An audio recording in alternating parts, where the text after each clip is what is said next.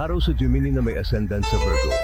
Ang iyong critical na pakiramdam ay ginagawa kang kasingtalas ng cheddar. Makakamit mo ang mahusay na lalim sa antas ng intelektual, ngunit ang mga material na interes ay hahadlang sa daan. Ang iyong umaapaw na mental energy ay isa ring vulnerable na lugar dahil maaari kang mabiktima ng labis na pag-aalala.